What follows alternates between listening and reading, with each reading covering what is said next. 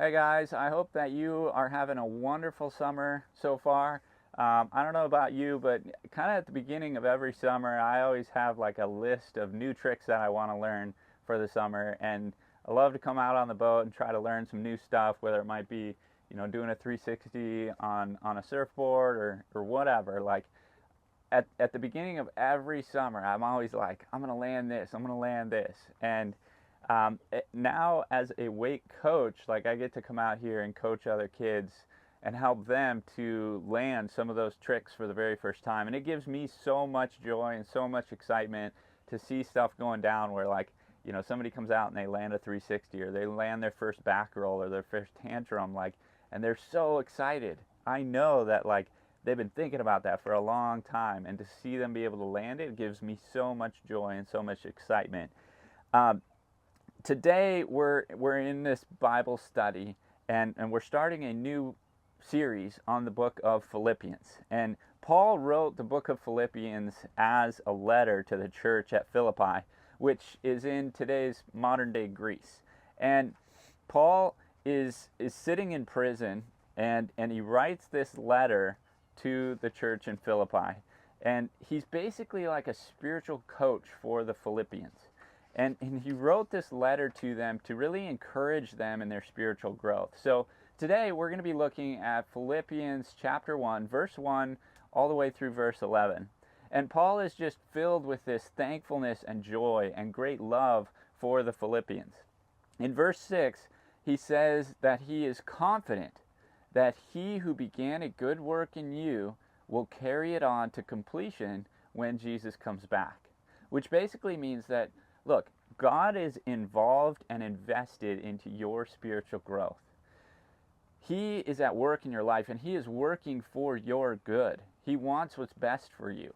And every summer, I would set goals towards progression when out riding, but I never really thought about investing into my spiritual growth, investing into my own spiritual growth. And I wanted to grow closer to God, of course, but that wasn't like in my plans for the summer, right?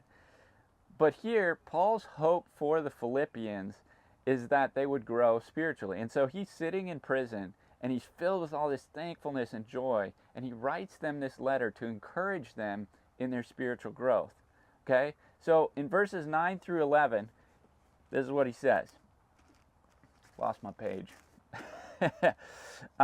He says, "This is my prayer, that your love may abound more and more in knowledge and depth of insight, so that you may be able to discern what is best, and may be pure and blameless for the day of Christ, filled with the fruit of righteousness that comes through Jesus Christ, to the glory and praise of God." So, Paul is basically saying, look, I want your love for God and for others to just abound, to overflow, to be plentiful, to grow. Paul wants the Philippians' love to grow. And how does that love grow? He says, well, it's through the knowledge and depth of insight that you get when you're in Christian community, or when you're studying God's Word, or when you're in church. And so, is your love growing? Is your love for God growing because you're in church and you're studying God's Word, you're doing your daily devotions, like you're in Christian community each week? Paul's saying, like, look, if you want discernment, if you want wisdom for your life, if you want understanding, if you want to know what is best for your life, then you need to grow in your love for Jesus. Do you want to be filled with the fruit of righteousness? Do you want to be filled with love and joy and peace and patience and kindness and gentleness and goodness and self-control? All of these things are fruit, or they're a result of growing in your love and your relationship with Jesus. So I'm sure you know how it feels like when you go out here and you stomp a trick for the very first time. You're filled with joy and excitement, right?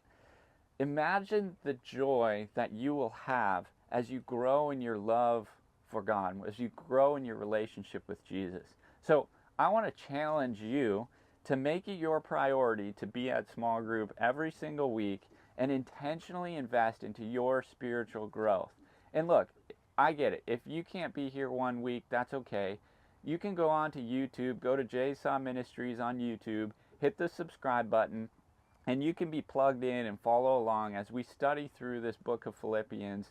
And I hope that you are greatly, greatly encouraged. I hope and pray that your joy and your love abounds and overflows into everyone around you, and that God is glorified because of it.